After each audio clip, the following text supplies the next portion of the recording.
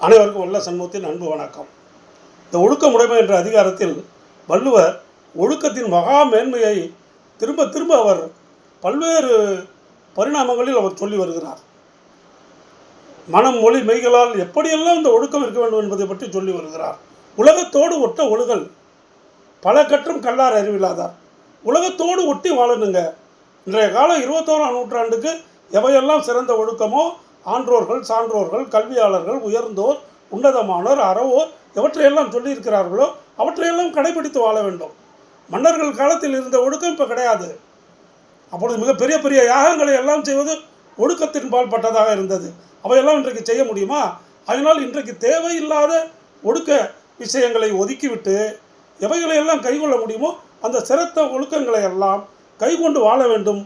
அதுதான் சான்றோர்கள், ஆன்றோர்கள், அறநூல்கள் சொல்லி இருக்கின்றன. அதைத்தான் அவர் சொல்கிறார். உலகத்தோடு ஒட்ட ஒழுகி வாழ்தல் வேண்டும், அந்த ஒழுக்கத்தை கடைபிடிக்க வேண்டும். அல்ல என்றால் என்ன கற்றாலும் அது பயனில்லை. எதை கற்றாலும் கற்றவர்களும் அது பயனே கிடையாது. ஒரு பயனும் கிடையாது. கல்வியினால் என்ன பயன்? ஒன்றும் கிடையாது. கல்வியின் பயன் அறிவு, அறிவின் பயன் ஒழுக்கம்.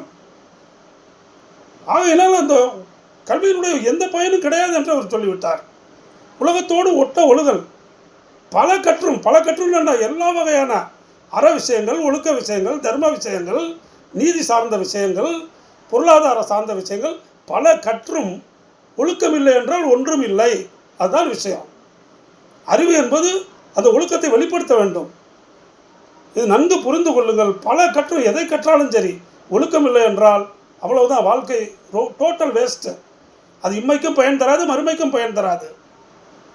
தன்னுடைய ஜீவனையே அது காப்பாற்றாது என்பதுதான் வள்ளுவனுடைய நுட்பமான கருத்து.